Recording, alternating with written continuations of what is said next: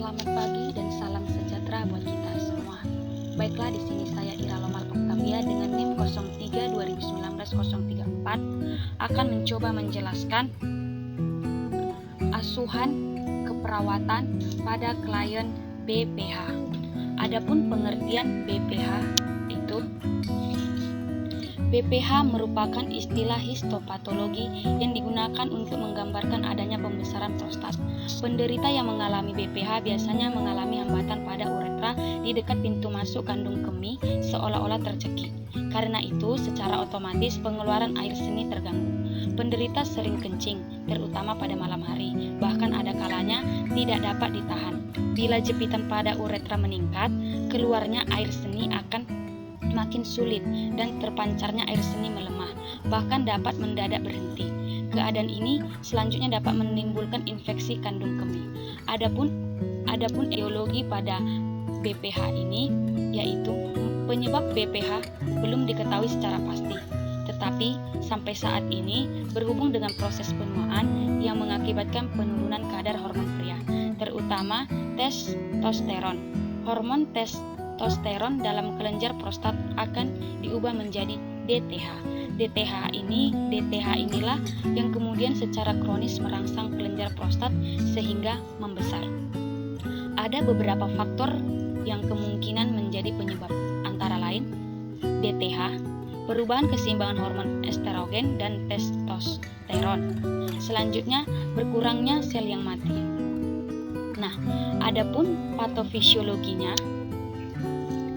selanjutnya patofisiologi, yang dimana menurut Wijaya dan Putri 2013 menyatakan bahwa pembesaran prostat terjadi secara perlahan-lahan pada traktus urinarius.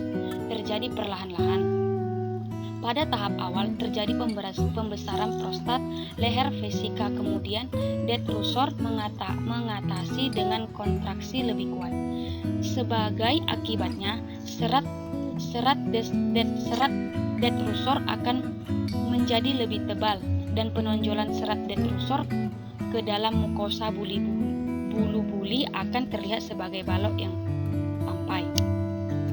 Jika dilihat dari vesika dengan sitoskopi, mukosa vesika akan menerobos keluar di antara serat detrusor sehingga terbentuk tonjolan mukosa yang apabila kecil dinamakan sakula dan apabila besar dinamakan diverger. Fase penebalan detrusor adalah fase kompensasi yang apabila berlanjut detrusor akan menjadi lelah dan akhirnya mengalami dekompensasi yang tidak mampu lagi untuk kontraksi, sehingga terjadi retensi urin total yang berlanjut pada hidroferosis dan disfungsi saluran kemih.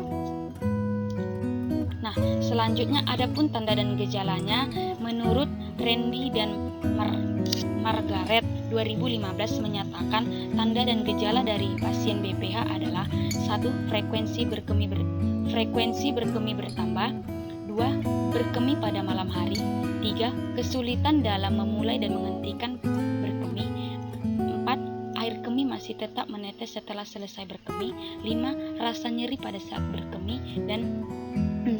Kadang-kadang tanpa sebab yang diketahui penderita sama sekali tidak dapat berkemih sehingga harus keluar sehingga harus dikeluarkan dengan kateter. Selanjutnya, selain gejala-gejala di atas bisa juga karena air. Nah, selanjutnya pemeriksaan diagnostik. 1. Sedimen urin diperiksa untuk mencari kemungkinan adanya proses infeksi atau inflamasi pada saluran kemih. 2. Pemeriksaan penodoskop bertujuan untuk mengetahui keadaan uretra dan buli-buli. Selanjutnya, pemeriksaan kadar gula darah untuk mengidentifikasi kemungkinan adanya penyakit diabetes mellitus yang dapat menimbulkan kelainan saraf pada buli-buli. Selanjutnya, ultrasonografi atau USG bertujuan untuk memeriksa konsistensi, volume, besar prostat, dan keadaan buli-buli termasuk reduksi urin.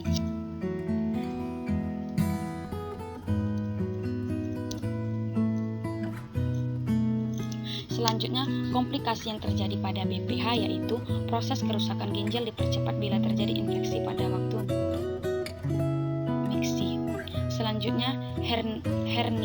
hemoroid.